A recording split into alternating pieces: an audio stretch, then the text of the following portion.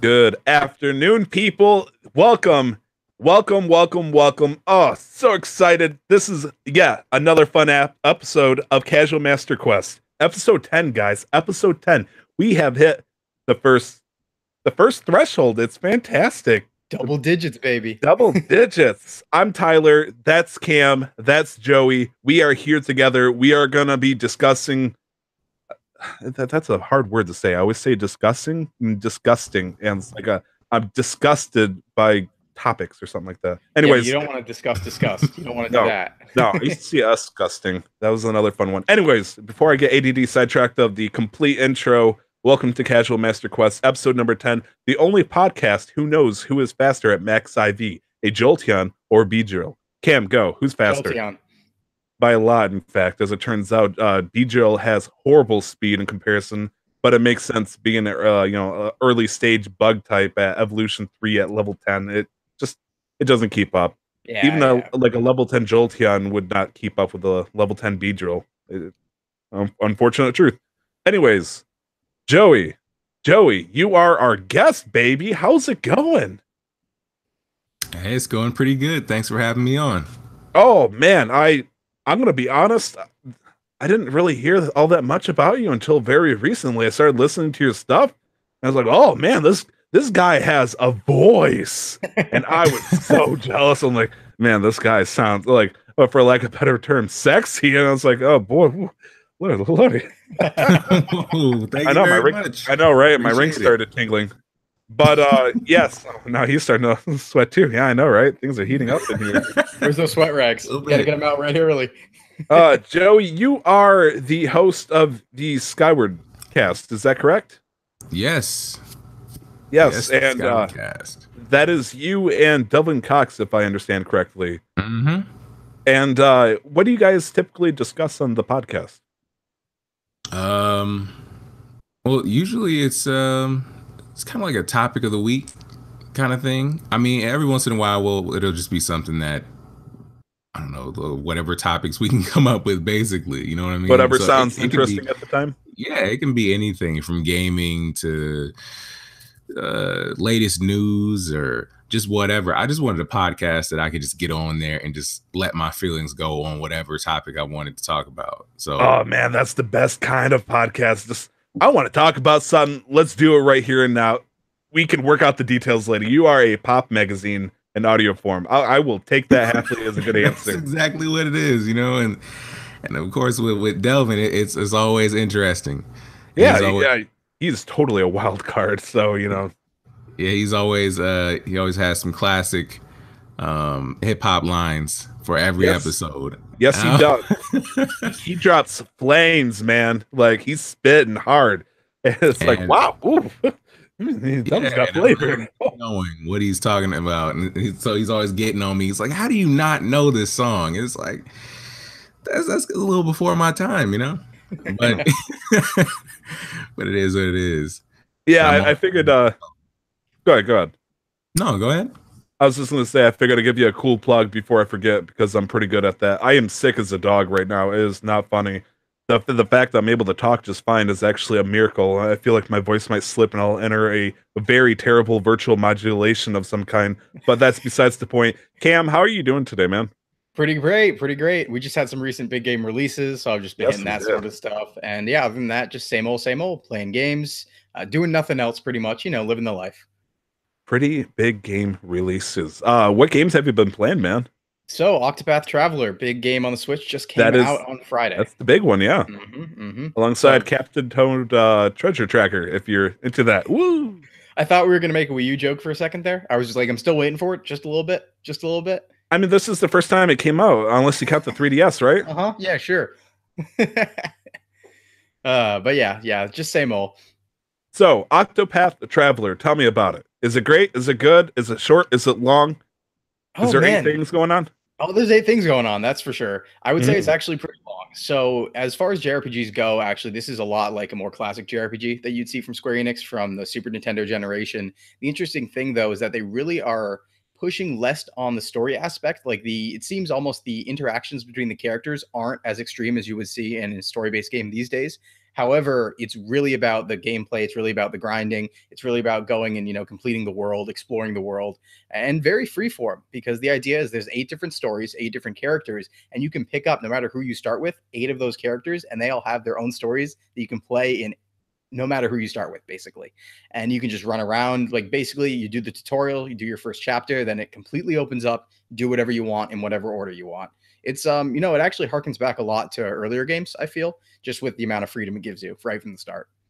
All right, so simple man's question, if you could. Yeah. If you pick up to 3 total characters usually for the main quest, right? The whole final playthrough? 4 in this case. So you can use 4 at a time. Okay. Now, could you play 4 characters and never ever touch the other characters and complete the game just fine, or do you have to play all of them eventually at some point? The thing is, I think I can. Based on how things are progressing. I don't know yet, of course, because I'm not at the end game, but I think that's totally possible. And it actually might be what I do for this run, because there's 4 groups of characters and some of them definitely fit better with other characters, I would say. You have the situation where there's a, noble cleric and then a thief, and would it make sense for them to travel together in an RPG sort of way? So I might save that for another playthrough and see if I can do it with just 4 people. So yeah. I mean, I played enough Dungeons and Dragons to know that it doesn't matter. You could have evil and lawful alignments collide with each other. Actually, you could have lawful evil, but evil and good. Anyways, So theoretically, you could have up to 4 completely optional characters that you wouldn't touch in the game if you wanted to.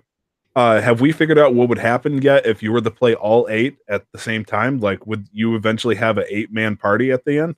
So you can only carry 4 people at a time. You can switch them as you needed, basically. So you can go and play all of the 8 stories fully to their completion, because each person has its own character chapters. Yeah. What you'll see is really cool is when you open up the world map, once you get a character, you'll see, oh, this character's chapter 2 is over here. This character's chapter 3 is over here. And you just do it all in whatever order you want, pretty much. Okay, fair enough. You said you were going to play as the Huntress lady for the main character, correct?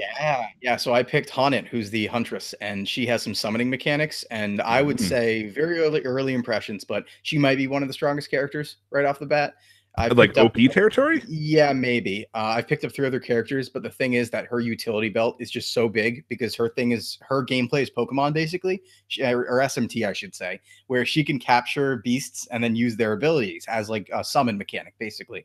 So between like all the things you can get complete coverage of like every elemental type, every status effect, and every damage type.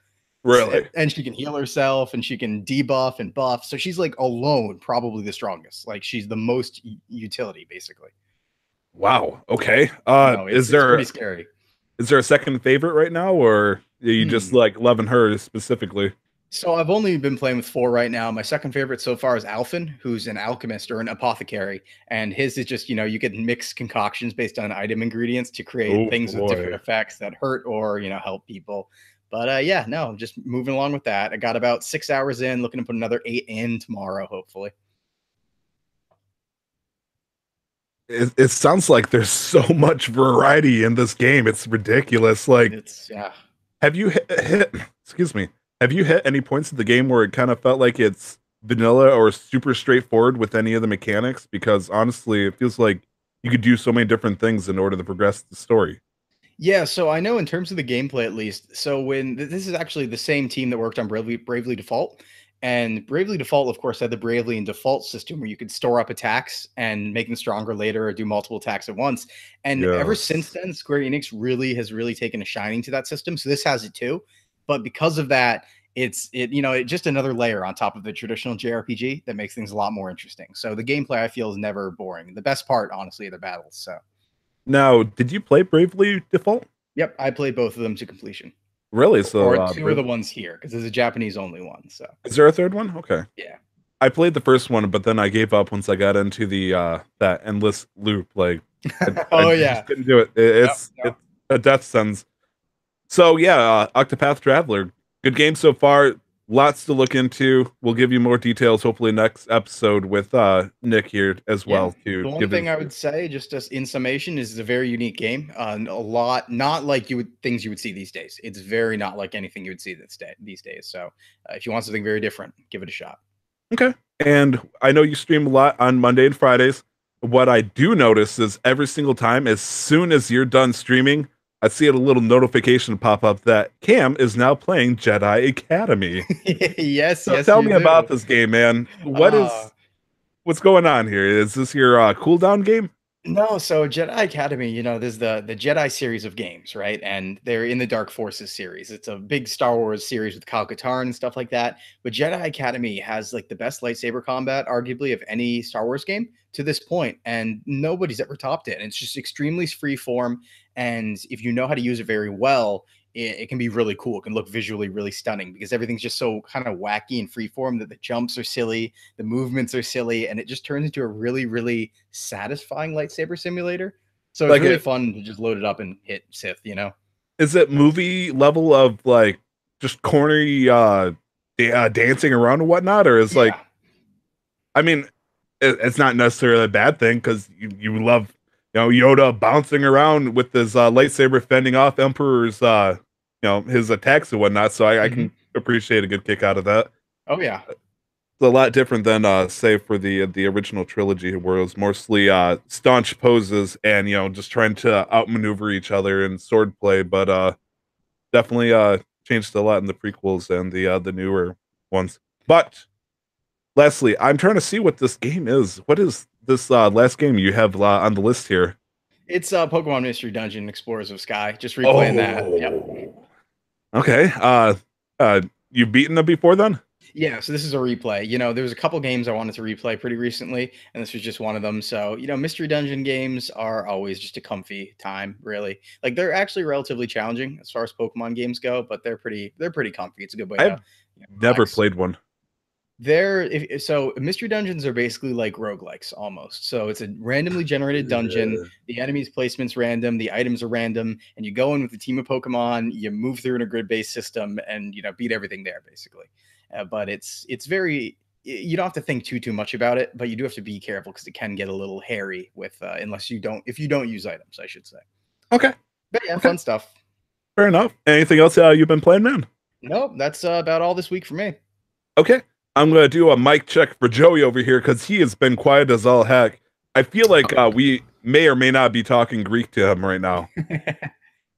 No, it's a lot of games I've never played. I've wanted to play the Pokemon Mystery Dungeon games, but I never really got around to it. I don't know why. Is there one that you would recommend to start out with?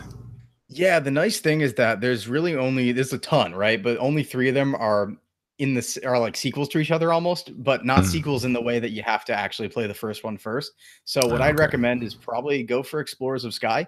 It's an updated version of Explorers of Time and Darkness. It has the first 4 generations of Pokemon in it, and it has the best story of them. And some people would argue, though, if you want just pure gameplay, Super Mystery Dungeon on the 3DS, but that's a lot more difficult, I would say, too. So probably just go Explorers of Sky. It's a good middle ground, I would say. All right, cool. Thanks. Yeah. I have to add that to my list. And they're only like 16, 17 bucks these days used, so it's not too bad either. I mean, what would you be playing it on? That would be on DS. Yes, okay. I mostly know them for the Game Boy Advance ones, but if the remakes would make to the DS and the 3DS, I wasn't sure which.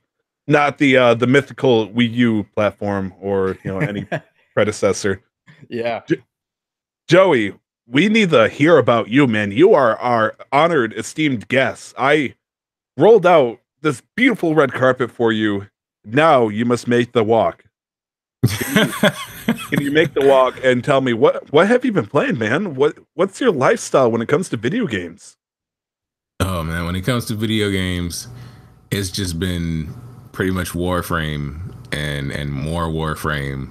I don't know why I'm addicted to that game. It's just there's so much going on, and they're always adding updates, and I'm just always looking for that next weapon. How am I going to get more platinum?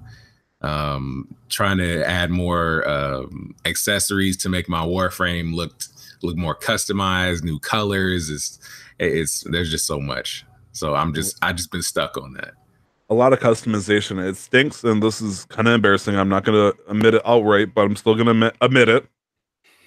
There's a strong possibility I have no idea what Warframe is.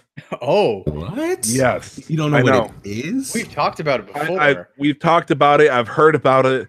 Is this...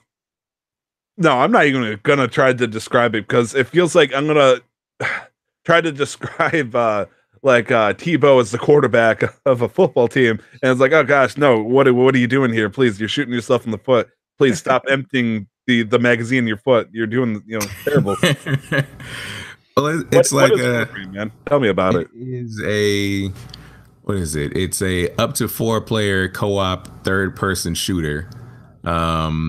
Each where you play as these characters called Warframes. It's like they're, I don't know, I don't want to say suits, but each of them has their own unique 4 unique abilities. I mean, you could be playing with a healer, one that has electric abilities, one that's has ninja abilities, can go invisible, can do like a sneak kill attack with a sword, and it's like they have elemental abilities where they can create some can create rock monsters, or there's so many different there's so many different abilities. There's almost 30 frames at this point. So is this a PvP game or is this a PvE? It's more PvE. It's like third person Destiny almost. The similarities between those games is so, they're so close, but there's so much that I think Warframe does a lot better, and it's free. So, and if you're playing Warframe a lot, then there must be something that you're playing particularly with the game done beyond the story. Unless you're just playing the story over and over, is there something like a equivalent of a dungeon or a raid that you're doing in Warframe here that you're playing with your friends? Or maybe firefighting? It's it's pretty much what kept me going back to Destiny. It's just the loot. There's so much. It's not that I'm really going back to play raids, or I don't know. There's already so much content that it's not that I don't really need to fall back on a raid to keep it interesting. There's so many planets.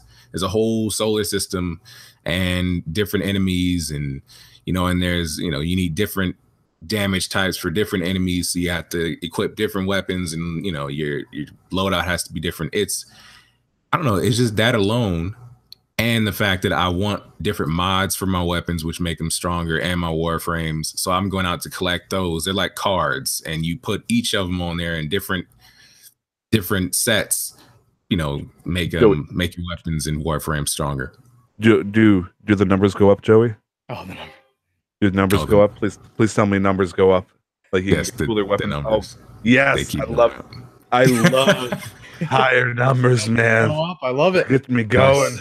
Yeah, upgrade gives you a plus 16 to a stat I have no care for. I don't care. That's good. Yeah, I'm telling you, I've been hooked on that. I've been trying to get my Paris Prime from, what is it, almost 2,000 damage to at least 230, or it's getting up there slower and slower, but I don't know. I feel kind of like I'm getting addicted at this point. But you gotta grind for it though, don't you?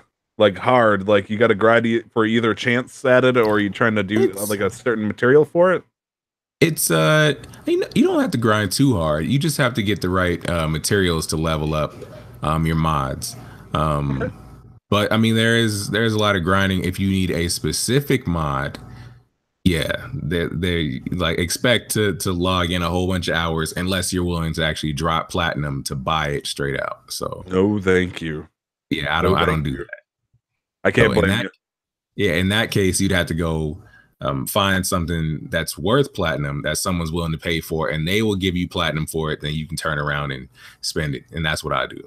Nice. Okay, fair enough. Fair enough. And the cool thing too, you mentioned early on, the Destiny 2 comparison, and a lot of other people do make that comparison too, because a big thing was Destiny 2. A lot of people felt it it disappointed them, and I think I talked on an earlier episode about how a lot of people jump ship from Destiny 2 to Warframe because of the similarities. But Warframe, like you said, it's a free-to-play game, and for being a free-to-play game, has all this amazing content. As probably one of the best examples of a free-to-play game. Even a good comparison point where Destiny 2, I think, had 6 planets at launch or something, and Warframe has, I know the numbers in the double digits. Do you happen to remember how many planets are in Warframe?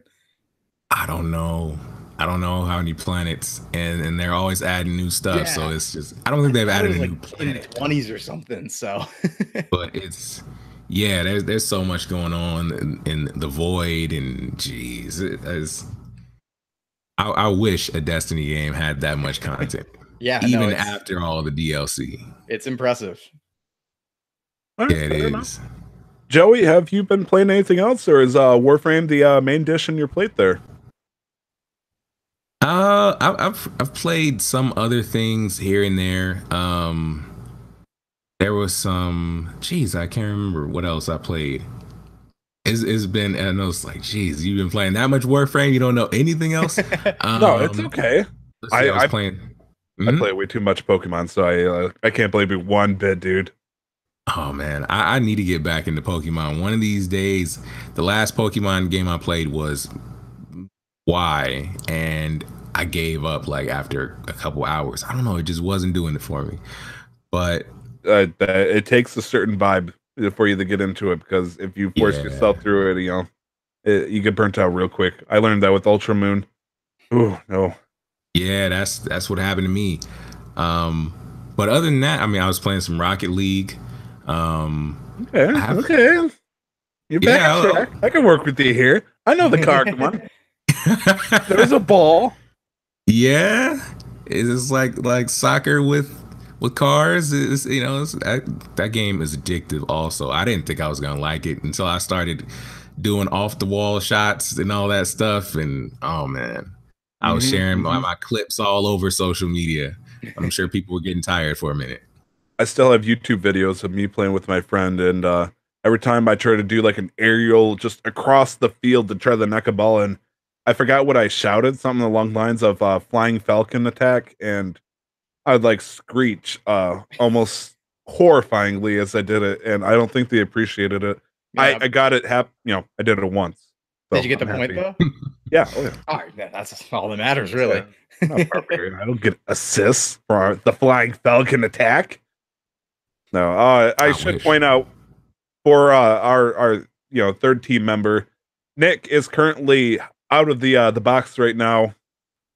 He is currently over in Florida right now for Guardian Con, trying to get some representation for both himself and for the team. He's enjoying a lot of time with fellow streamers, and he will be here next weekend. But right now, Nick, you have as much fun as you can, buddy. I noticed you were talking about how it was terrible Pokemon going over there. I'm so sorry.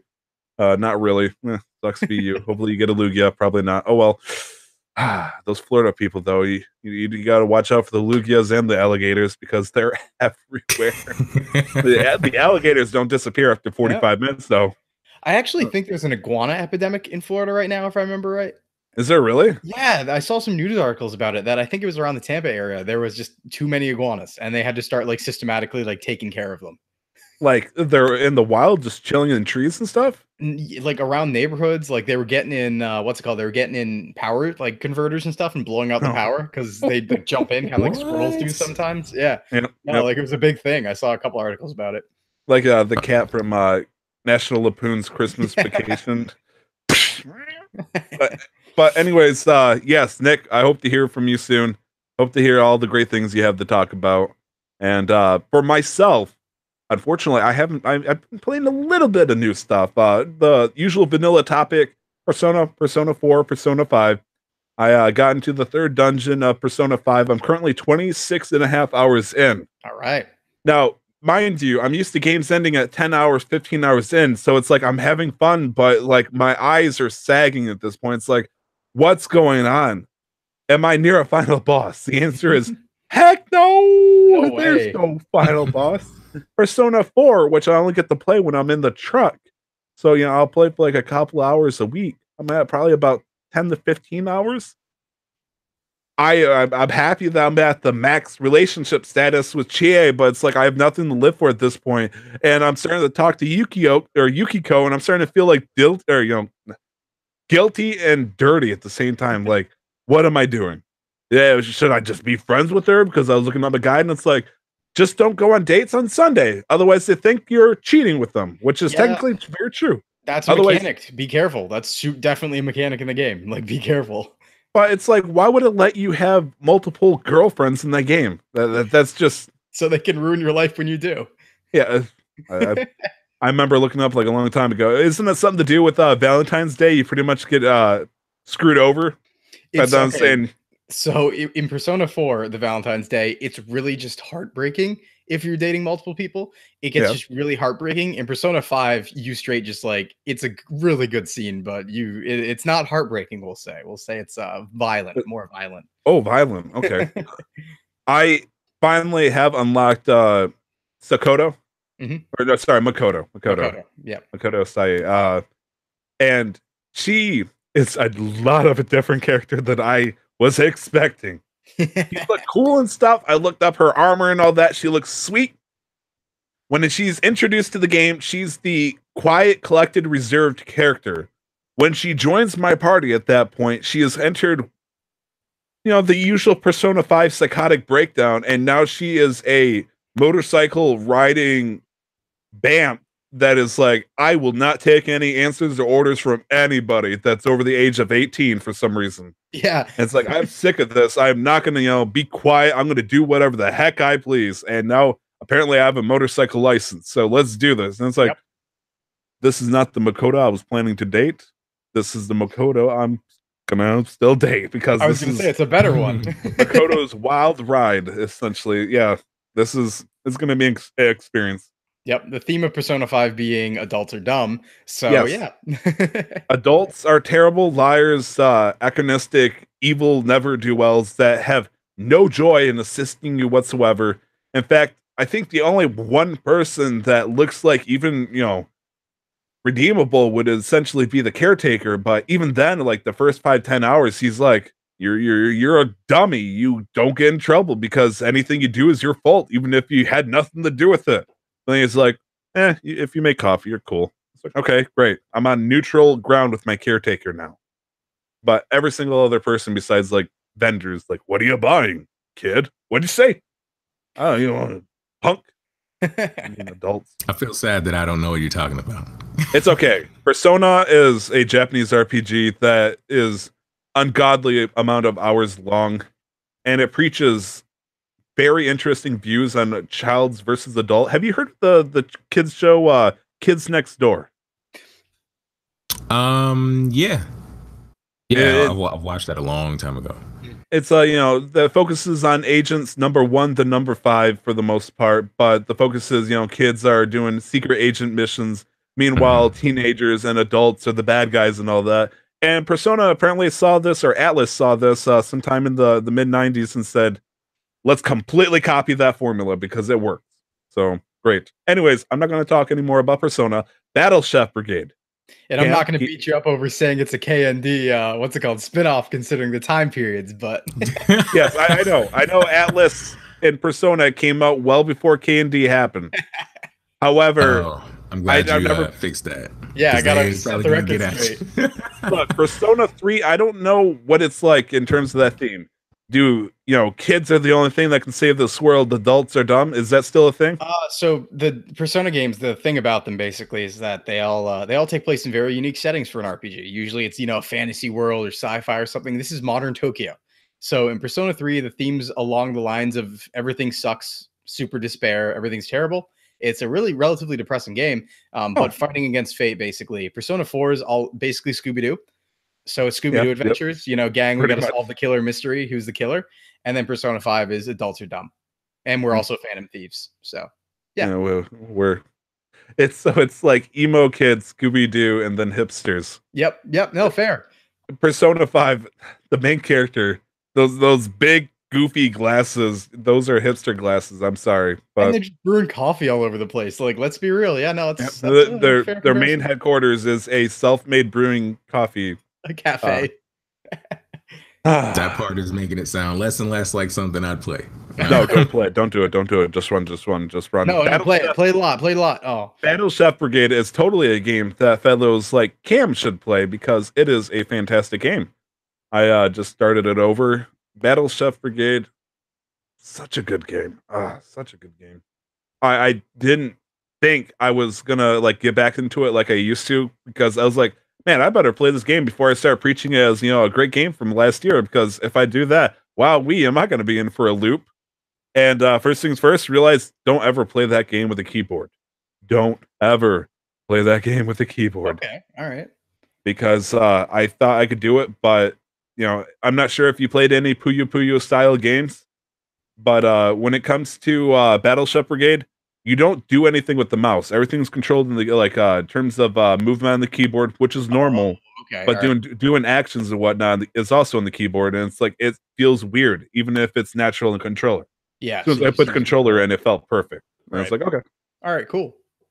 So, I did that, got about an hour and a half in. I actually got it recorded on our YouTube channel, so something to look at for somebody out there one day, maybe.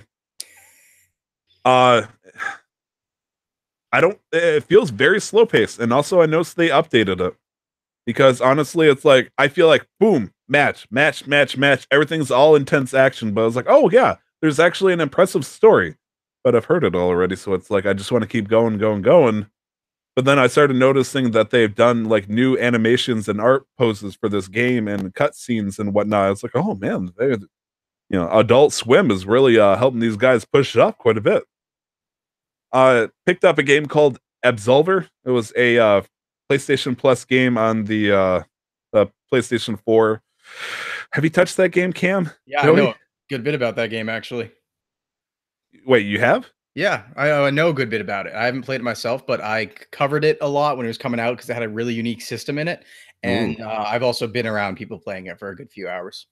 I've only played about maybe 20 or so minutes. That is not my game. That is not my game. You need to understand a lot about the game before it becomes your game is the thing, because the unique thing about Absolver, made by Devolver Digital. Red Dead Revolver? No, but the publishing company is called Devolver, so there is that. But so Absolver, the thing about it is it's a pseudo fighting game in that you learn through playing. You can learn new moves that other people in the world have, and you make your own fighting style. So like the different combinations you have, you make your own combos, you make your own attacks, that sort of thing. So it's a weird, deep learning martial arts, like almost dojo system. And you can start your own dojo as well and have other people. No, it's a really cool system. Really unique, but yeah. So if I understand correctly, they let you pick 4 basic presets of styles of fighting, and then they teach you to learn how to fight from 4 different positions of that art style. If you want to focus your attacks while facing away from the enemy or to the side from certain directions or full frontal. And then as Cam says, you can customize that even further, almost MMO style, to make a completely unique character with a wild fighting style. And my eyes, I was like, I only wanted to put 15 minutes into this game just to get a rough idea. I didn't know what's going on. Yeah, that is a game you got to jump deep. And that was terrifying given how the visuals weren't exactly all that appealing. It almost felt like Elan / RuneScape to me in terms of the quality, but not to crap on it. Cam, is this like, do you see other people online then? Because I never got that far. Yes, you do. So you run into other people all the time, and you can either like ally with them or challenge them to a fight. And if I remember how the system works, it's like when you see a move for the first time, that's a move that you're aware of. And then once you're able to block it, like reliably, then you start to understand, okay, how do I use this move? And once you fight it a while, you're able to use it yourself. You remind me of Yakuza 0 Kiryu, where he sees a new fighting style and he's like, oh, and he looks intently and imagines himself doing it. Yeah, pretty much. So no, it's really cool. They really just kind of went in. The game's based around that system. So if you enjoy that fighting system, if you enjoy learning all the different martial arts, it's fun. But it's also, it was a very cheap game. It was $19.99. And it had a physical through some limited run stuff. But no, it was a cool game. Devolver Digital puts out a bunch of weird stuff. They kind of just go around to indie devs these days and pick the weirdest stuff they can find, and they turn out some really unique stuff because of it. But yeah, I'll try to give it another shot then. Yeah, let's say it's free right now on the PlayStation, so if you want to give it a shot, it's nice and easy to download. Finally, I wanted, and I talked with Nick about this, or sorry, Cam. Jeez, I know I got you mixed up. I'm so sorry. Please forgive me, senpai. I decided that after watching him play for so many hours, I want to give it a shot at the Nuzlocke challenge for Pokemon.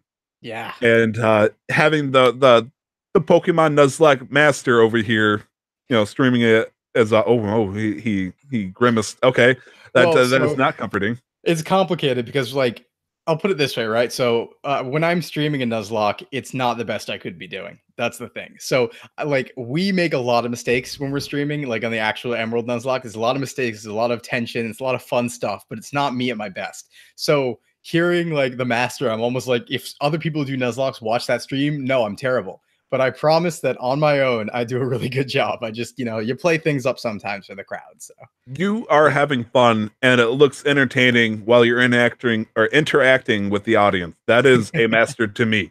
You might not be a master Nuzlocker. You are a master Nuzlocke, or sorry, Pokemon Nuzlocke entertainer. oh, thank you. And it inspired me to give it a shot. So I picked up Pokemon Leaf Green for the Game Boy Advance. And you showed me how to use the Nuzlocke randomizer, which was the bane of my existence, trying to get that set up properly for the first time. I sent it to you and then totally ignored your message where you're like, Cam, are you around to help set it up? I deleted it because I was like, I don't want him to look at this because he's gonna laugh at me. And it's like, I don't like. Okay, so the randomizer, or the whole program allows you to randomize a bunch of stuff. You can do whatever you want with it and all that. I hit a few buttons. Print out a GBA ROM. Let's go. Something terrible happens. My first starter Pokemon offered me was a Regice. I'm like, do I do this? I was like, no, that's wrong. You can't do this. Okay, let's go. Let's try it again. I pump it out, and suddenly it's Bulbasaur, Squirtle, Charmander. I'm like, what the heck did I do wrong this time? And then another time, I forget to load the whole place set the choices for the randomizer. And all of a sudden, it's like, boom! Suddenly, I got a legendary Pokemon for the last option. I'm like, come on! And it's just getting there, seeing what got set up, make sure everything was right. Finally, I got it set up. There was one time I got set up. I picked a Lotad, and he picked a Geodude, and he instantly murdered me because Lotad at level 5 knows nothing but Astonish, which isn't all that good against a Geodude who has high defense. No, I should also mention, there is a button. There's a button on that universal randomizer to stop legendaries from showing up. So yes, I do not want legendaries to show up unless they're meant to show up, because I'm not going to give myself a huge unfair advantage, and I sure in heck am not going to let a gem leader have a freaking Mewtwo, sit up in one of his encampments of doom over there. But yes, I played for an hour. I recorded it, just maybe as a documentary, like Tyler does his first Nuzlocke challenge for the first time. And so for some reason it offered me a Bulbasaur despite all the other choices. So I said, screw it, I'm gonna grab the Bulbasaur anyways. Things get through sometimes. I'm not sure why, but on the randomizer, some things just are like, hey, yeah, that's what they're supposed to have. That's weird. I mean, and it's like I felt weird because the other option was like a Nidoran and some other random Pokemon. I was like, screw it, Bulbasaur. I need a chance against the first guy, which doesn't make sense because it doesn't matter if he has random Pokemon. Brock is going to have a random team, so Bulbasaur is not going to do anything. So not necessarily. Yeah, that's very true. So, but I should break it down real quick, actually, just for people, because a lot of people might not know what a Nuzlocke challenge is. Go ahead. Like me, I have no idea what you guys are talking about. This is something you got to get on. Not worthy. What is a Nuzlocke challenge?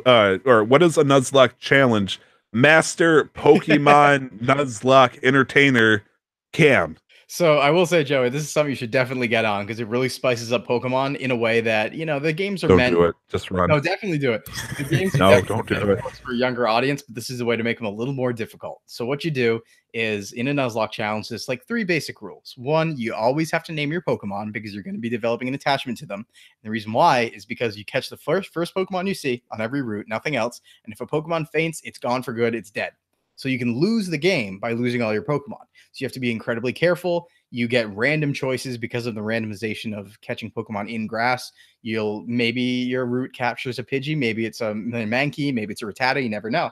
And so it's like a random aspect, kind of RNG in terms of what you get, and you have to be very careful with what you get because if they die once, they're gone for good. Yes, so you got to be careful with it. And I took it one step further where I implemented a game entire wide randomizer where I start the game on Leaf Green. You get the pick between Squirtle, Bulbasaur, Charmander. Suddenly I got Hop Hip, Phanpy, and some other random Pokemon. It's like, what am I gonna start with here? And it's like, it's bewildering, and you have to be careful because, like I said, one of the times I accidentally gave myself a legendary Pokemon for a starter, and it's like, oh, I can't do that. I'm going to be coasting on this guy. You look like you had a question, Joey. What were you gonna say? Yeah. So what is this on? Like, what are you playing this on? It can be anything. Usually they're self-imposed. So you can just say to yourself, okay, I release a Pokemon when it faints. Like you don't need any mods or anything like that. But if you want to randomize, then you have to go download a program and use a ROM on an emulator to play the game on your computer. I was gonna say the rule set you can play on a Game Boy or Game Boy Advance if you really wanted to, but if you wanted to go like 2 levels in and you want to see, look into the abyss and have the abyss stare back, you get the program. Basically what you do is you'll pop for example, the GBA ROM into this program, have it mess with it. It'll spit out a second ROM, and then you just play that with the Game Boy Advance emulator, and it'll read it just fine. Yep. And then you realize, oh God, what's going on? Please stop. And but yes, I have a team of a Bulbasaur, a Diglett, and a Tyrogue. And poison has been my bane. It terrifies the heck out of me. In every randomizer I've played, everybody poisons. Everybody poisons. And it's upsetting because it's like the character I like to beat up in the beginning was Nidoran. Nidoran has the ability to inflict poison if you do a melee attack. Yep. So it's like I'm in immediate jeopardy within 10 minutes of the game because this little Nidoran, he didn't do anything. He just stood there and I punched him right into his poisonous horn. And it's like, what am I doing to myself? So I backed off and went to the next area. Suddenly there's Spinarak. Spinarak, I love the use Poison Sting. It's like, oh my God, my legs. So why you he poisons my Pokemon. I switched out to the next one. He poisoned that Pokemon. I switched out. And suddenly I got 3 Pokemon all poisoned while I'm trying to just murder this guy off. And I'm counting steps just to get back to the Poke Center because I can't let these suckers die. And it's like, I got to make sure. It's like, there's one time I got back with 2 health on 3 of my Pokemon. And it's like, I had 3 antidotes, but if I ran out, I'm done. Like you can't just walk away from that. If you're playing a Nuzlocke challenge, your Pokemon are dead. And I don't think Tyrogue is a good Pokemon to have in your team because not for a bit. like maybe late game. I don't know when he learns his first move, but right now he has nothing but tackle at level 7, and he's getting beaten up. Mm-hmm. I'm like most of the Pokemon that are facing me are Spearows and Pidgeys for some reason. And I understand the Pidgeys, but it's like, it should be random. Give me something random. Give me more Digletts or something. Good Lord. But yeah, Tyrogue, like at level 20, evolves into Hitmonchan, Hitmonlee, or Hitmontop. Is that at 20? Yep. So you wait for the evolution. You don't wait for moves because you're going to get like Tackle, and that's it, I think. Yeah. Maybe something else. I don't remember. Do I get XP share at any time in Leaf Green? Boy, when do you get in? I think you have to have caught like 30 Pokemon or something like that. It's one of the aids gives it to you if you caught a certain number. I wasn't sure if it was the same in the upgraded version, but yeah, if that's the case, it's going to be the second or third because I think the first is Flash. If you get like catch or get like 10 or 20 Pokemon, I don't remember specifically. Yeah, because one's item finder, one's flash, one's that. But yeah, no, Joey, I would definitely like if you want to spice up Pokemon a little bit, get on this because all you need really is your imagination and a Game Boy. You pick it up, you set the rules yourself, you follow them, and you have a new play style basically. Just make sure you have an Enya song ready in case one of your Pokemon dies. Then yeah, because that's sad. So you got to play Enya. Like if you need a drink, just get a drink. Make sure you have a drink on hand. Yep. Yeah, like for the first time in a long time, y'all have me wanting to play Pokemon. Like I haven't been wanting to pick one of those games up in a long time. That's kind of like a nostalgia trip. Yep. I mean, we're infectious. It's hardcore. I mean, you're infectious, Cam. Like you got me to play Nuzlocke challenge and the Vita for some reason. I don't know what's going on here. It hurts. Please make it stop. Okay, so actual metrics, I think I've actually gotten about 10 people to buy a Vita and 20 people to play it more. Okay, well, I'm gonna say I definitely would not have bought it because, well, maybe I don't know. Okay, we have talked enough about Pokemon. Actually, Pokemon Go. So there was a Squirtle event that happened last weekend.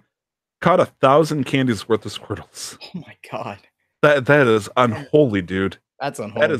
That is ridiculous. And this weekend. It's Lugia. Lugia is invading all weekend, so Reggie, step aside.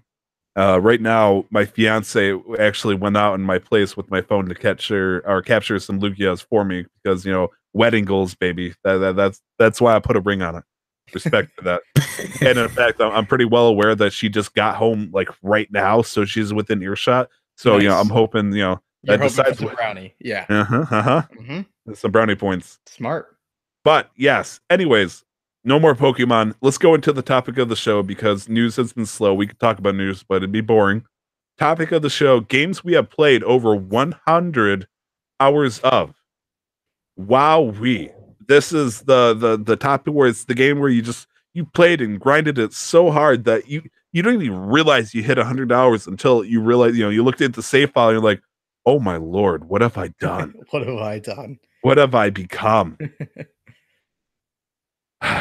Cam, what is the first? Do you remember the very first game that you probably would have put in over 100 hours in? Very first Pokemon Blue version. Really? Yep.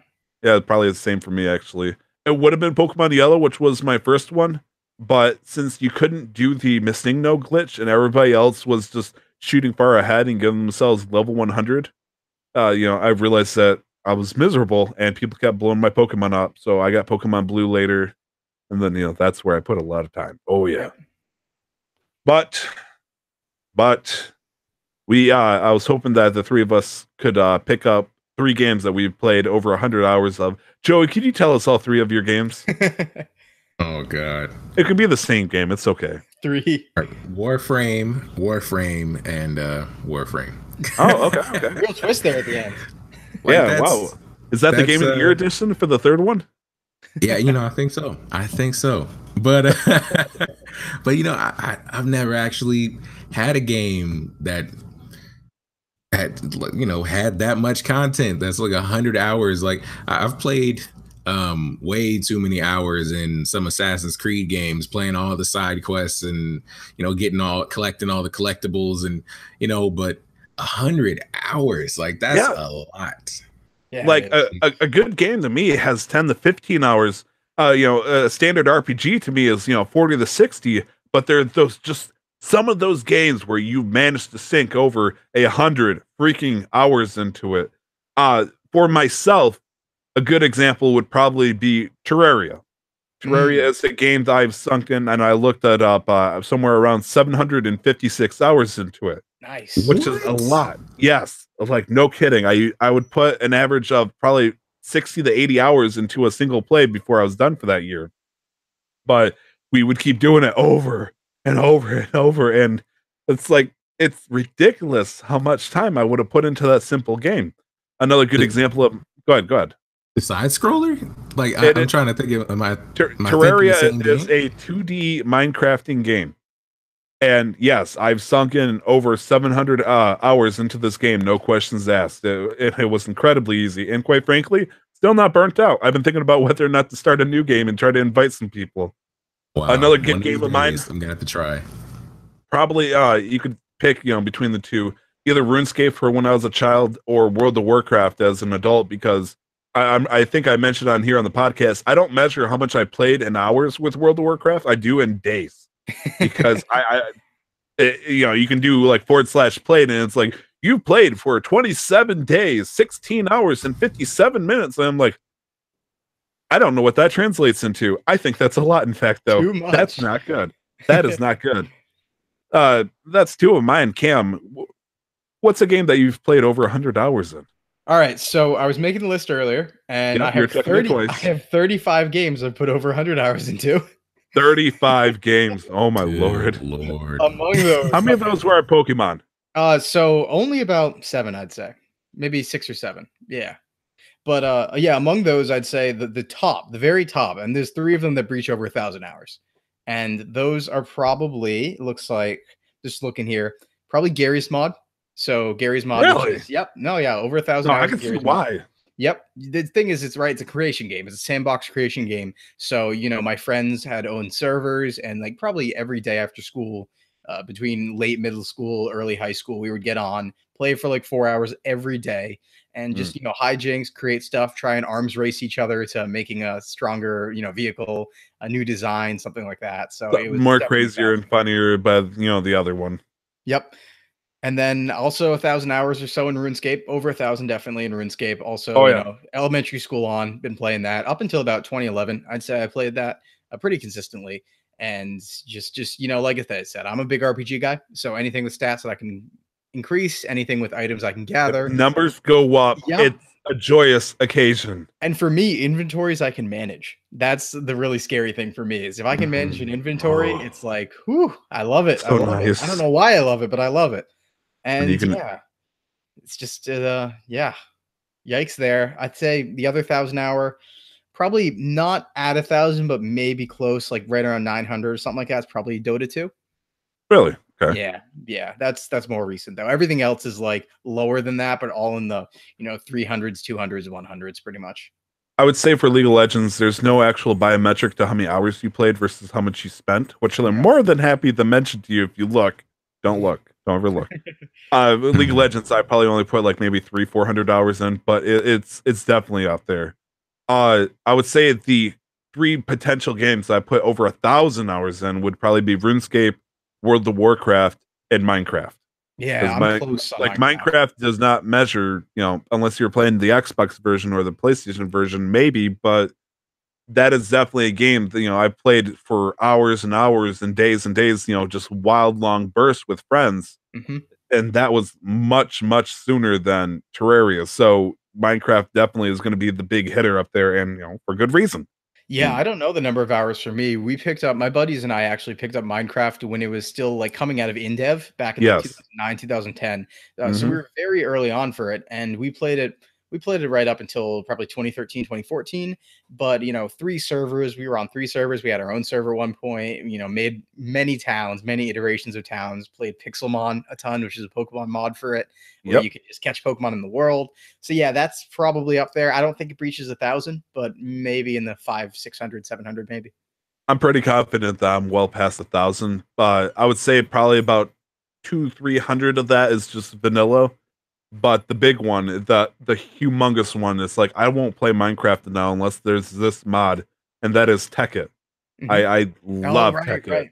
Like the technology mod, the idea instead of using a stone furnace, I can use a steel induction furnace or something like that. Mhm. Who needs the mine when you can put quarries in for you and does the digging for you? How are you going to power it? The sun. And it's like making a high voltage solar array could take anywhere up to 2 weeks just to make one. Your very first one, it takes forever.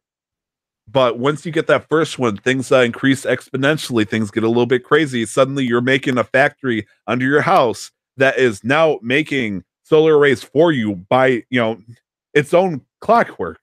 You're not doing the work; it's suddenly doing itself. Now, that was actually my best friend that did that because one day I dug a hole in the ground. All of a sudden, I accidentally fell into his whole factory Yeah. that looked like you imagine the dun dun dun dun dun dun, just pipes moving everywhere. I'm like, what the heck is this? And he's like, I'm making solar arrays legitly. So, looking at that chest and, shows me the chest. I'm like, oh my God, this is, Yep. how do you do this? Show me. I think some of the best times of Minecraft is when you're playing with friends, and this is something I feel like happens to everybody. You always have that one friend who's a little more extreme, and so I had so many scenarios where I like build my house underground, kind of away from everybody else, because I wanted to have my own, place to mine, right? And I dig like, oh, something shaking. And I would dig like 2 blocks down maybe, and I'd break through into an enormous cavern my friend had dug out like under my house where he has a whole operation going. And I was like, he was hiding it from me, and he'd just be like, "Dude, what are you doing?" Like, Dude, my cavern. What the heck, man? yeah, Let me just hold break it two out. blocks into my house. Like, It's funny because my friend Brandon had the factory going on. I didn't tell him what I was doing until it was too late. I was building a nuclear reactor. And as it turns out, Obsidian doesn't have the actual strength of a nuclear reactor explosion. And it did, in fact, destroy the entire village that we had made. And fun. yeah, we had to go to a mod and have it reset the entire area. Just, because have you ever messed with a nuclear reactor in Tekkit? No, so It's vicious. a buddy of mine actually mods for Minecraft and is pretty successful at that. And I think he actually works on making. He's worked before on making Tekkit compatible with other mods. I'm pretty sure. Yeah. But yeah, he likes to run those sort of servers. But I never really played on those. I was either vanilla or Pixelmon mainly. it's funny because you can put a monitor on it to let you know like what's going on here, and suddenly it's like saying it's a bajillion degrees. All of a sudden, it's spitting out an after waste that is melting through any block below it, like it is destroying bedrock. And then once it breaks past that point, suddenly the game just lags for a solid 15-20 seconds, and then when you respawn, you realize there is a 700-800 block radius of a crater where your entire place was. It's devastating. Like it's awesome, but devastating. And quite frankly, it was too much hassle. Honestly, it wasn't worth the energy. Solarus is where it's at. Is there any other games that you would definitely recommend that has a solid 100 hours in? Yeah, like I said, I mean, anything. I have 35 things here, so it's really hard to pick because a lot of this thing was I was an only child growing up, right? So a lot of it You was poor thing. like, yeah, single player games. Surprisingly, you can put in over 100 hours, no problem. But what I'm noticing is that looking at my list here, only I think 7 of them are actually not RPGs, and the ones that aren't RPGs are multiplayer. So if you're gonna put 100 hours into something, in my case, it looks like usually an RPG, sometimes a card game. I know Pokemon TCG for Game Boy is here. Yu-Gi-Oh! Yeah. Eternal Duelist Soul is here as well. For the Game Boy Advance? Yeah, Or yeah, that PS2? the Game Boy Advance one. Nice. Yep, that's on there too. So yeah, I'd say it looks a lot like multiplayer games mainly, or RPGs. Really, things that have progression, make the numbers go bigger. Seems to be a common thread here, I would say. Right. So what we can tell so far is games that we play for over 100 hours, numbers go up. Mhm. We like that. It requires often, time grinds, and really has either heavy RPG mechanics to tie within that, or more importantly, I'd like to think is multiplayer mechanics. Yep. Because the game can't get boring as long as your friends remain entertaining. I mean, the game can still get boring, but it's like, Gary's Mod is easy enough to say, if you're bored with what's going on right now with your friends, you can change that fairly quickly. So it's kind of hard to goof that up. And I think too, like just looking at the list, the only things I have here that aren't any sort of, any competitive game. The only competitive games I have on here really are Dota 2, TF2, and Battlefield 2 and 4.2. That's it. You know what I mean? So you can definitely sink hundreds of hours into that sort of game, and many people do. It's probably just because of my preferences, but primarily these games are. And same thing I would say for you, Joey, with Warframe, where it's the numbers are getting bigger. There's some multiplayer aspects as well, and it's a lot of time grind. You can put in the time, you can see the numbers get big. This is actually very comparable to the most recent one that I put over 100 hours in was Monster Hunter World, where it was the same sort of thing. Repetitive hunts, numbers get bigger, grind for new armor, to grind for new armor, to grind for new armor. You know what I mean? Yeah. Yeah. I actually forgot a game. Oh, what do you got? Oh, It was do it. Drop it. It was a DC Universe Online. Oh, okay. Wait, the phone game? No, it was on PS3, and I think it was on PC. I think it's still on PC. I think they brought it to Xbox. I'm not sure. It was on PS3 and it's on PS4. Okay. I forgot. Well, how do you describe that? It's Is it an MMO? Because it sounds like it's an MMORPG. Yeah, you create your own hero or villain, and you go on missions. You do co-op missions.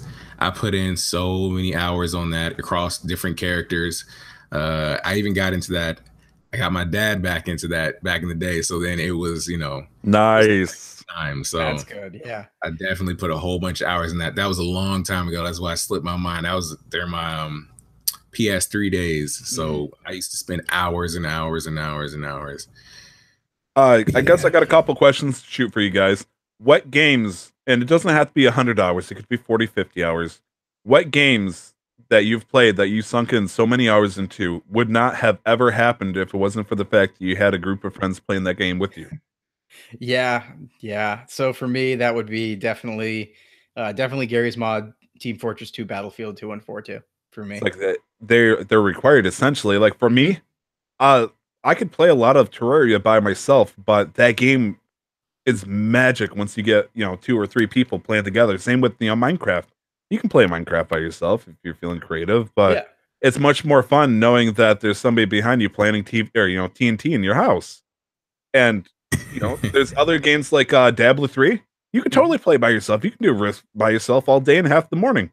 But you could still have so much more fun just playing with random strangers or even with your friends. More importantly, and And there's just some games I will not play. I could play by myself, but I won't. Like League of Legends, I will not play by myself. I can't play by myself because I get so self conscious, and it's like if I got, it's not even 5v5 at that point. It feels often like 1v9, where everybody, even your own teammates, are against you, and you're playing with a bunch of grimers because they're so toxic. Yeah, you don't want, see, it's the thing, especially with those MOBAs. Like, I would not queue up for human versus human matches unless I had my 4 friends with me. No way. Right. Yeah. Totally right too. And it's like, you know, a friend had me play on Friday. It's like, hey, you want to play League of Legends? And I'm like, I guess I'm not going to be good. And he's like, who cares? Who cares? We're having fun. And it's like, once that whole atmosphere of, you know, got to be serious with each other, it's out the window. Screw it. Who cares? I accidentally shot my ult backwards. Oh, well. LOL. You drank too much Everclear. True story. Anyways, any final thoughts about games we played over 100 hours on? Any questions of your own? I would say one thing, actually. I think a big part of it too is like beyond the numbers, beyond the friends. I think that a big important aspect too is a game that you can play with your friends, but also that you can play alone. I think the dual aspect is what's important, especially when there's a bit of competition where your friends are both grinding for the same thing. You can play together and sometimes on a team, but you're also like, oh, I can go on the side here and get a little bit ahead of my friend. That little competition, I think, is also super helpful. Something that can enable you to play both on your own and with people. I think that's Pokemon for me specifically. Like, you don't play as much with friends so much as, you know, you just battle it once in a while. But like, once I beat the game, my main goal is to build a team that I know I can beat my super competitive friends over the thing. And so, for the sake of multiplayer, I'm spending hours upon hours, single player essentially, just cooking up, trying to get better because I want to show off my stuff. And, you know, I want numbers to go up and then I want their numbers to go down. And so, like, I'm trying to think of other games I've played, that, like maybe Pokemon trading card game online is another one where, you know, in real life and both in the game, you spend a lot of time with yourself or with the computer, you know, trying to build this perfect deck that makes you happy. But then you're doing that for the sole reason of going against other people or with people. I guess that's what I'm trying to. I guess I had a second question, which Joey brought it up. Is there a game that you played a lot that you end up convincing somebody to join you specifically so you could have a friend play with you? Ooh, let's see. I'm looking through the list here. Usually it was my friends who were telling me to get the games. I usually wasn't the one because I'd play single player stuff and they'd be like, hey, Cam, we're getting this game. Everybody's getting it. You should get it too. And I'm like, okay. So I don't think any of them I was the start on. I don't think I was the start on any of them. No.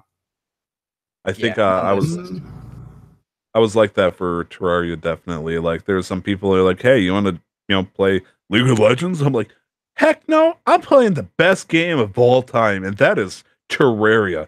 And it's like, you know what, friend, I'll buy you this game. Let's play together. And, you know, what I have that weird habit with Terraria. I'll usually have used to have a copy of it in my inventory. I could give it gifted to somebody and buy another one just in case, you know, spread the good word of our faith, Terraria. You know, RE Logic and all that. But I'm trying to think of any other games. Definitely not Warframe. Sounds like me with Warframe. I'm always trying to convince people to get on there. Yeah. Oh man. And the thing is, it's free too, so it's super accessible. They totally can. Yeah. I was like that also with Mass Effect 3, that multiplayer. I don't know. I was hooked for a while. Just that was constantly running the missions, getting those boxes, trying to get the new stuff. So I also got my dad on that one back in the day. So we were running those missions constantly. So it was that DC Universe Online, and and just pretty much Warframe, and also Destiny when I used to play that a lot. But I actually have a question that's slightly off topic, but my interest was piqued earlier. Sure. If you will allow me to. So question for Joey here. So earlier you mentioned your PS3 days, and I really like console history. I really like consoles and the different game consoles and such like that. So what I want to hear is, when did you get your PS3? What kind of informed the decision to get your PS3? Like, what's the story there? Because especially if was it early on or later on? Like, let's hear. I want to hear it. Oh, it was definitely later on. I got my PS3 around 2011. Okay. So I was pretty much just going back and playing like all the games that I'd missed out on. Well, I didn't really missed, because I mean I was playing when I wasn't playing PS3, I was catching up on so many games on PS2, and there's that library is huge. So, like the main reason to even get a PS3 was to continue the series, the game series that ended on PS2, and then they moved over to PS3.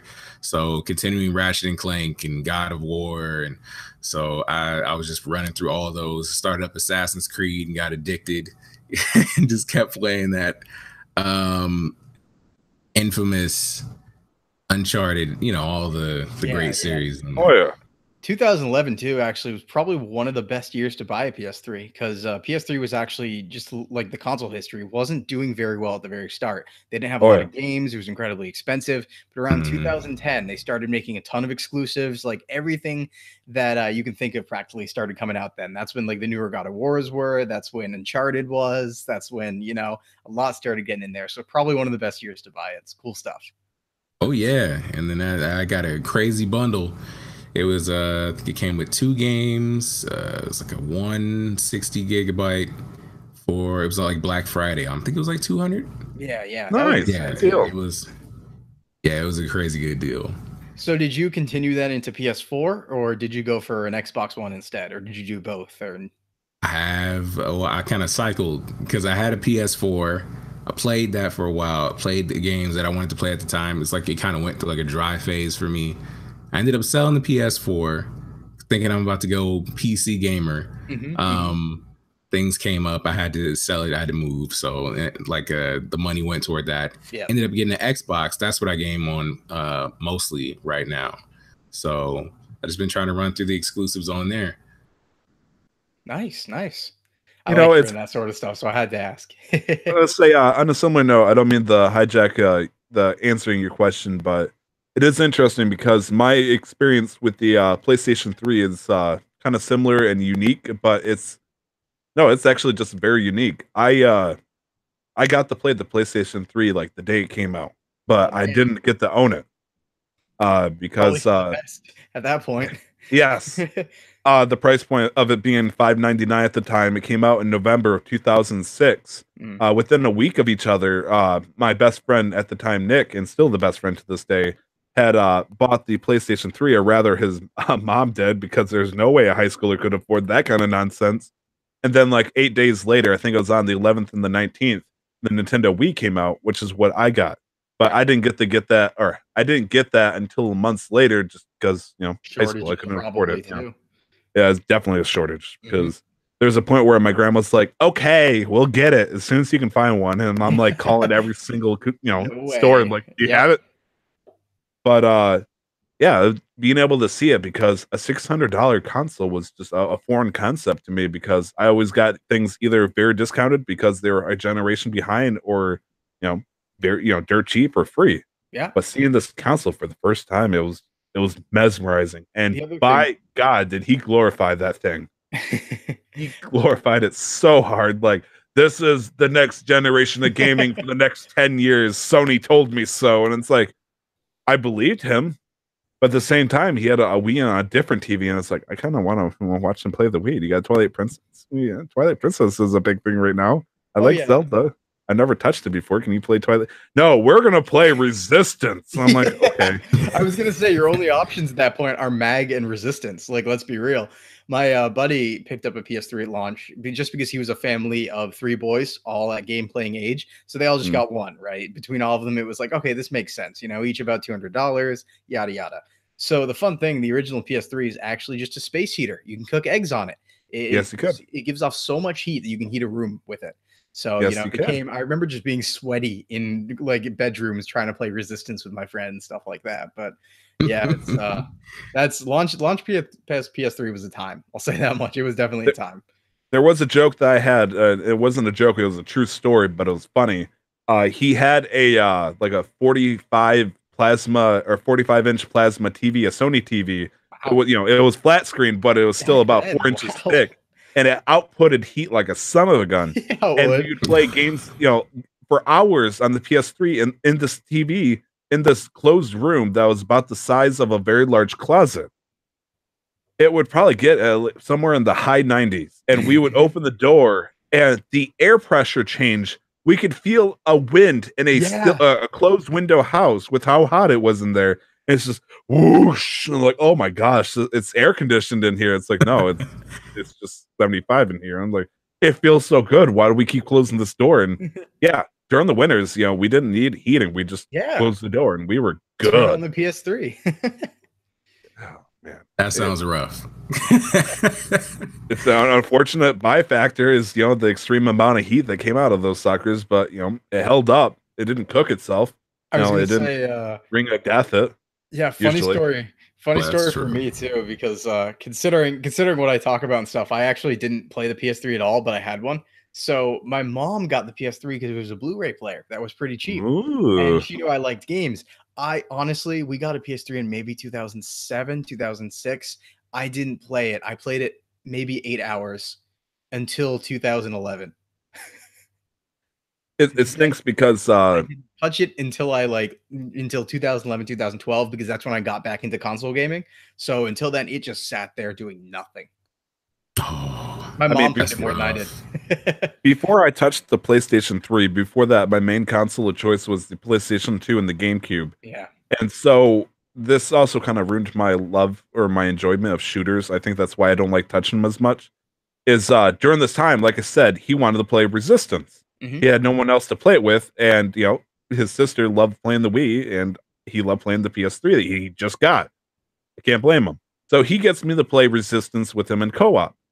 However, and I feel like such a freaking idiot, he picks what is called the superhuman difficulty. I'm like, what is that? And he's like, oh, it's a level below easy, just to make sure that you get along with it. And he just drags me like a puppy on a leash from a car going 30 miles an hour through this horrific, very, very difficult game. He's like, Tyler, you got to be here. Just stay right behind me. Make sure you pull out the auger and do this right here. And I've never gotten so upset as somebody trying to just drag me through a game so he could get a freaking trophy. It was miserable. And I hated shooters so much after that. Like, even Halo couldn't get me out of that. Yikes. He's that traumatizing, huh? It was like for me. Oof. I still remember to this day Superhuman. It's like, oh. I had a very quaint and happy Resistance co-op experience to the contrary. I'm glad. So. I mean, if we played on normal, I'm happy with normal. I don't know why he needed to play Superhuman, but he felt he needed the challenge, and having somebody whose closest thing to having a shooter game was Metroid Prime for the GameCube, I was not going to be able to keep up. I'm not good at it, as it turns out. I was terrible. But that's me ranting. I do okay in shooters. It's just I can't get the enjoyment that most people would. I don't know why. Maybe I look at the crosshairs and all of a sudden I get video game PTSD, and it's like I see flashbacks of those alien dudes with the 6 eyes staring at me and the red screen, and having Nick shout at me, "Why didn't you throw a grenade?" And it's like, I don't know, Daddy. Then I get 89 out of 100 on Fortnite. It's like, okay, that's how this works. Anyways, that story, I think it made me want to play Resistance just a little bit less. Yeah, well, that's okay. I'm not here to convince you. Yeah, they were okay. They were all right. They did good. I enjoyed the third one. There's a Vita exclusive one. The PlayStation Vita is a really great system for No. Okay, the Vita is a great system. That game is terrible, though. I'm sorry. I can't even. I'm crapping. Really, on that I heard good things about that game. It has. I think it was the fact. Wasn't that the game? I could be getting it mixed up. There was one game that had like a Diablo 3 style perspective where it was just from the sky looking down on a fixed camera. Was that not Resistance, or was Resistance actually like looking around shooting? Because I've never played the one in the Vita. The Resistance is looking around and shooting, but the Vita one, Fall of Man, I think it's called. I don't know what type of game it is. I would assume I think it's a first-person shooter. It makes sense. Sure it is. Yeah. It's either that or Killzone had a forced perspective, and I was like, oh, I don't want to do this. Killzone was a first-person shooter, because Killzone's still the best example of a shooter on the Vita. What the heck game am I thinking about then? Helldivers? Screw it. It's a Vita game. It's dead anyway, so I'm not going to be trudging it back up. No, it's alive. Love it. Yeah, okay. Maybe if Nick was here to support you, it ain't going to happen, though. I got more on the way. Yeah, I bet. games releasing this week or already released. We definitely have games that came out. The big names. We got 20XX, Yep. which I watched quite a bit of. It's actually very entertaining, but also a very blatant, straight off the cuff, no sneezing at it, rip off, homage, whatever you want to call it, of Mega Man. It's totally, it's real 63 Mega Man. I'm not. It is. It's called, Mega Man. It's called 20XX. So yeah. Yeah. Octopath Traveler also came out this week, which Cam is playing quite a bit. I was actually Switch right now. I'm like, just a second. I was trying to convince myself to get Captain Toad Treasure Tracker so hard, but like I watched a bit of it for the what's it called? The UE or something like that. Stop. But I just couldn't get into it because it feels like a Mario Odyssey level that's in the size of your palm. It's like you're giving tiny worlds, little baby worlds that you only spend a little bit of time on versus big sprawling masses that would get in Mario Odyssey. And it turned me off immediately when I saw that. I'm like, I don't want to play on a tiny Rubik's Cube world where I'm going to be doing something. Like even Mario Galaxy had some expansion on it, but it had the similar concept. But it's whatever. I thought it was a puzzle game. Captain Toad? Yeah, well, that's what I thought. It definitely has puzzle mechanics. It's a puzzle platformer for sure. Yep. But I don't like the bite-sized mechanic to it. It just doesn't interest me. I want to have 100 puzzles in a little giant mile-wide expansion. As it turns out, that's a good thing. I really liked it. Games coming out this week: Adventure Time, Pirates of the Enchiridion, or Enchiridion, I think it is. The what now? Enchiridion, I think it is. Bless you. Coming out on PS4, Xbox One, Switch, PC, July 17th. Also coming out for the Switch is Hand of Fate 2. Mm-hmm. And Sonic Mania Plus, which I have mixed feelings on that because I'm not sure like how much more that is compared to the original Sonic Mania. I did like Sonic Mania, but I don't know what Plus is. Do you know what Plus is? Yeah, so Plus adds a couple new characters actually coming from the original Sega Sonic arcade game. And then also some new levels and things like that. But the thing that really got me was I like physicals, and this has a physical, and I bought Sonic Mania at launch digital. So I'm like, no. I could have just waited. No. I could have just waited. So that bumped me out a little bit, but it's an amazing game. So okay. Another game is Mother Gunship. Yep. Do we know what that is? Yeah, so that's if I remember correctly, it's like a first-person roguelike shooter, bullet hell.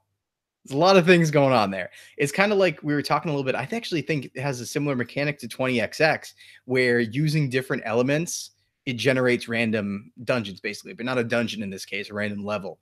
And it has, it's a first-person shooter with bullet hell aspects. So, okay. Pool Panic. Yeah, which is interesting coming out for Switch and PC. Was that? I mean, it's maybe not a red flag, but it just seems kind of weird. I'm scared of this game. I'm scared of this game. The Switch port? I'm terrified of this game. You think this is Senran Kagura Peach Beach Splashu? No, that's a great game. Better Splatoon, but oh no. Oh, but what's it called now? So Pool Panic. See, look, he's dying because my joke was so good. Pool Panic, it was a really hectic game. I saw it at PAX East, and I also saw it on a few Switch advertisements before too. And the idea is the entire game is a pool board, or the entire level's a pool board, but there's just so much going on that I was actually intimidated by it. I was like, no. There's too much going on screen. I don't want to have to deal with that. But it is hectic. Overbearing. It is literally Pool Panic. The name implies correctly. I'll say that much. Okay, fair enough. Banner Saga 3? Yeah. Wow, this is a big one, actually. This is a really big one. Yeah. Okay, sure. I'll get it. Banner Saga 3. Yeah. Banner Saga is a really, really interesting series of hand-drawn tactical RPGs. So think Fire Emblem, almost like grid-based, where you move around, attack, and stuff like that. But a very expansive story. Character deaths carry between all the games. A fairly big game. I would even say it's an indie developer, but they're really getting into that not indie territory where it becomes so popular it stops. It's kind of just becomes a big game. And yeah, Banner Saga 3, same hand-drawn art style, carrying on. I played a little bit of this at PAX East. Good as always. I'll say that much. Okay. This one I definitely know. Mega Man X Legacy Collection, Part 1 and Part 2, both coming out on the 24th of July. Coming out for PS4, the One, the X, whatever you call it, Switch and PC. The X Bone, the Bone X. The X Bone. Good games. I believe they originally weren't they coming out on the 3DS before? So no, there's like 30 different Mega Man Legacy collections, and the reason why I'm always mad is because they still haven't just put all the games on one cartridge, which just is one giant mega collection. Very easy to do. They're not big. So just so you guys know, this is a fun fact. NES games, the file size on NES games are less than a megabyte. They're like 300 kilobytes, if even. So like you could fit those all on one standard cartridge, no problem. Even all the X games, even beyond that. It's just a matter of they get to sell more copies this way. And I'm always disappointed because I want it all in one place. This is like me just triggering my ADD, but random fun fact for you that's partially correlated. The Sega Chant from Sonic the Hedgehog was so not compressed to save space that it was actually more it took up more space than about 5 or 6 of the entire levels and music combined. So that's how compressed the entire game was. But the person in charge of producing Sonic wanted to make sure that Sega was so well, sounding good that they made it. I think it was like a quarter of the file. Oh yeah, no, it's worse these days. It is actually worse these days. The size of the audio. Yeah, have you ever considered why games are 60 gigabytes, 100 gigabytes these days, and why that happens? Because everything's completely uncompressed. Yep, and it's mostly the audio. It's the different audio tracks. Usually, if it's dual audio, right? If it's Japanese/English dub, then you have 2 audio tracks uncompressed. A good example, I think, was Titanfall. The original Titanfall, I think, was 80 to 100 gigs, and 60 or 40. I forget if it was 40 or 60 of it was just audio, just uncompressed audio. Yep, the actual games themselves, not so big. It's impressive. Yeah. I don't take too much pleasure saying this one. No Man's Sky apparently does not want to stay on the PlayStation 4 exclusively. Yeah. So it's coming out for the Xbox One this 24th of July, people. Oh, can't wait. Now it's a better game now. They fixed a lot. It is. Yep. I'm going to try. I didn't get a chance to play it on PS4 with the new content. It kind of looks like it's going to be something like what they originally promised. So, wait, is this Nicotron 3000 right now? Am I just losing it? Yeah, we had a little connection problem there. Okay. Joey, it was voice tune though. Yeah, like I said, Joey, unfortunately, your internet was kind of poofy there for the connection. So I got the gist of it. It's better now. Yeah, it's better now. So they added some multiplayer. They added a bunch of features. They added like actual stuff to do in the game, so it's not just an endless sort of plug yourself and in and mine things and get resources. So it is a much better game now. They did eventually make the promise. So yeah, maybe not Ubisoft level. Actually, I probably went further than that to try to redeem it, but a lot of redemption there. Yeah, a lot of redemption. Train Sim World for the PS4, Xbone, PC, also on the 24th. Yep, Train Simulator. If you love Train Simulator, this is pretty much where you'll get it. If you're German, this is where you get it. Just so you guys know, yeah, fun statistic. Did you know that Germany as a whole adores all the simulator games, like agricultural farm simulator, train simulator? Aren't they in charge of making all of it? So I don't know what it is. Just if you look at German game stores, there's just shelves upon shelves of them. The statistics are ridiculous. Like just Germans en masse buy the simulator games. It's impressive why they appreciate simulated games, but I guess the big question is why. Yeah, like I don't know why them in particular. I mean, it seems like we'd get into it too, but they're heavily fascinated with it, or they're just doing a heck of a marketing appeal for it. All right, I guess that is it for the main show. I guess this is where we start doing wrap up. All right. Oh boy. Usually we usually let Nick do the first part for St. Jude's here. However, he is not here, Cam. Ooh. Oh. Is there anything we can do to fix that? Yeah, maybe. I think we created something for this purpose, actually. So, I mean, Nick's away, and so Canadian, but Nick's away. He's in America right now. So we did make a replacement, and we have the Nicotron 3000, I think it was. Yes, the Nicotron 3000. Took a lot of work. I'm currently wearing the headpiece for it to represent Canadian culture. Yep. Been wearing it like a crown, and breaking into a heavy sweat right now with my what is it, a bobsled hat? I don't even know what to call this thing. The thing that Iron Will had. And so I'm going to initiate the Nicotron 3000 robot to try to do the best to talk. All right, let's see again. 8, 5, 4, 3, 2, activating. Hello, fellow humans. This is Nicotron 3000. I am here to give you the video game wrap-up news. I love Destiny 2. It is a game. I am quickly going to mention St. Jude's. If you could go to guardiancon.co, you could donate money. It is happening right now. People are having so much fun. My master is currently there, enjoying the company of others, but he cannot find Pokemon on Pokemon Go. It is sad. However, what is not sad is the fact there are children out there fighting cancer every day. And so if you could donate $1 or more, they would be very appreciative. However, if you don't, then I suppose that you suck and that you support the fight. Or, sorry, support cancer. Yeah. Wait, I do not apologize. I'm a robot. Garu. Are we really doing that? Don't forget to play Destiny 2, for it is the best game. Anyways, thank you, Nicotron 3000. It was nice having you here. I hope you enjoyed yourself. Oh, man. I really hope we can have you come back sometime in the near future. It was my pleasure. Okay, thank you. Anyways, you can find me on Twitter at 2timestyler. Joey, where can we find you? You find me on Twitter at Skyward King. Yeah, that's pretty much it for social. Yep. Okay. I'm still having there's still a bit of a connection problem, so I got that too. I'm just gonna restate it just so everybody can hear because there was some connection internet stuff. But you're at Skyward King on Twitter. Yes. Gotcha. Skyward King. And I'm gonna friend you right now. Thank you. You can, like I said, you can find me at 2times Tyler. Cam, where can you find yourself at?